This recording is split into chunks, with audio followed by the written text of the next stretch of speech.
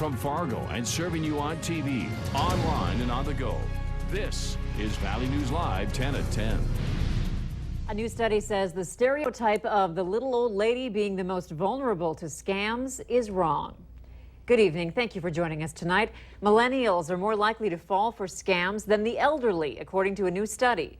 The Better Business Bureau says people between 18 and 34 years old tend to take more risks online and end up getting tricked more often. Valley News Team's crime and safety reporter Nicole Johnson shows us which types of fraud people most commonly fall for. When you think of a typical person who's the victim of scams, who do you think of? Usually the elderly. Probably the elderly. That's what comes to mind first. Why do you think that? Probably because I've heard those stories. 11% of the elderly have lost money to scams, but statistics show more than twice as many millennials have been the victim. I won a free cruise to the Caribbean a couple days ago. Did you accept it? Nah.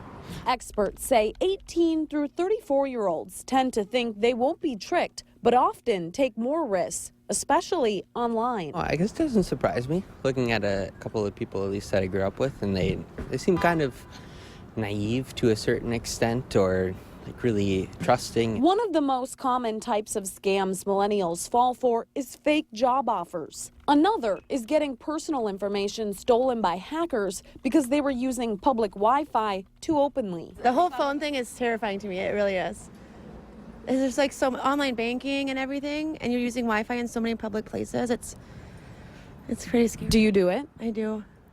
And it's easy to do, you know. It's easier to live your life, doing everything on the go, but it is kind of scary. Do you stay off the internet? I just don't answer them. I tell them I don't want to talk to them if they come up with something absurd. Is that your advice for people? Yeah, if it doesn't sound real, don't talk to them. Nicole Johnson, Valley News Live. And the Better Business Bureau says there are a lot of myths out there about scams that people believe. They say scammers are not always easy to spot, that everyone is at risk, and you should always report scams because it does make a difference. Sexual assault charges are not being filed against a man accused of touching children inappropriately at Lindenwood Park. Instead, prosecutors are filing 2 counts of disorderly conduct against Cecile Gale. Ryan Youngren with the Cass County State's Attorney's Office says after reviewing photos, 911 calls, and witness statements, the initial report was not appropriate. School's about to start, and if your child does play a sport, knowing the signs and symptoms of a concussion is important. Memory loss, headaches, to name a few. But also, make sure your insurance can cover the potential costs of a concussion because it can be costly. Especially if we have to go into the neuropsych department of helping with that, of relearning and of getting assessment of that, of memory loss or memory retraining and that. Yes, it can be very expensive. Reed adds it's left up to the states on whether or not they require high schools to provide insurance to their athletes, and in our area, no public schools provide that. Funeral arrangements have been made for former Red Hawks pitcher Jake Labor, who died Sunday. Services will take place Saturday at Salem Evangelical Free Church in Moorhead. Visitation is from 10 to 11 in the morning, followed by the funeral at 11. A cause of death has not been released. Labor's obituary says he was recently diagnosed with cancer and had finished his first week of treatment. The Red Hawks will have a moment of silence before Friday's series opener. The Clay County Planning Commission unanimously agreed to move forward for an expansion at Bayer Hogs Farms in rural Holly, Minnesota. The expansion includes a second building that would house 2,400 hogs in addition to the 1,200 hogs that the farm currently holds. A walkway between buildings and a new compost building would also be built. Bayer Hogs Farm owner says that he believes this expansion will help the local economy by providing manure for local farmers and purchasing local grown corn as feed for the hogs. I don't have to load them onto trucks anymore to move them to a separate barn to finish them. I can run them through a hallway and keep them right at home. The next step for the Clay County Commissioners to approve the permit at their meeting on August 23rd. North Dakota Governor Jack Dalrymple has been appointed to serve on Donald Trump's Agricultural Advisory Committee.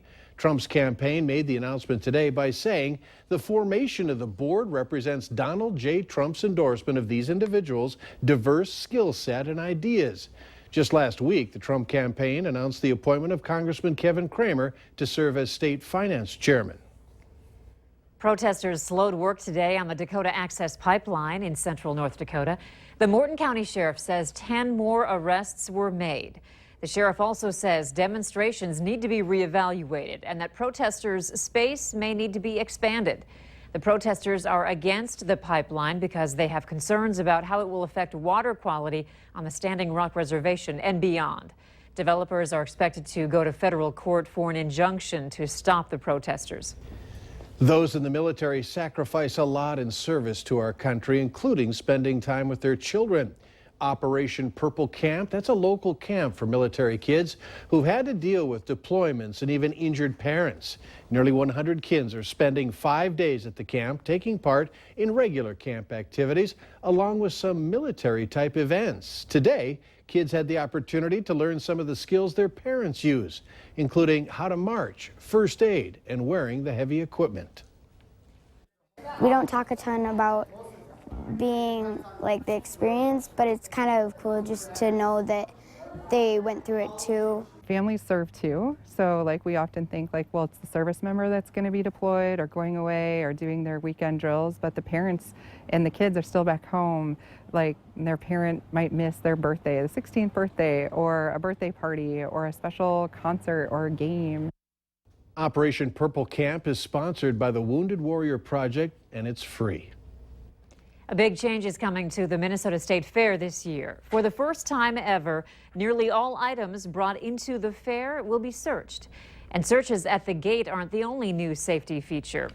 Fairgoers must now go through bag checks at all 11 gates. Organizers have also added more cameras inside the grounds for added security, some of which General Manager Jerry Hammer says you might not even notice. Hammer says there was no specific threat to prompt the change. A short list of items you cannot bring inside includes weapons, fireworks, and drones. They won't have limits on bag sizes because they know there are a lot of people who decide to spend the day there. And remember to like Valley News Live on Facebook. You can follow the latest news, weather, and breaking news updates anytime on your feed. Just search Valley News Live, like our page, and you'll stay informed throughout the entire day.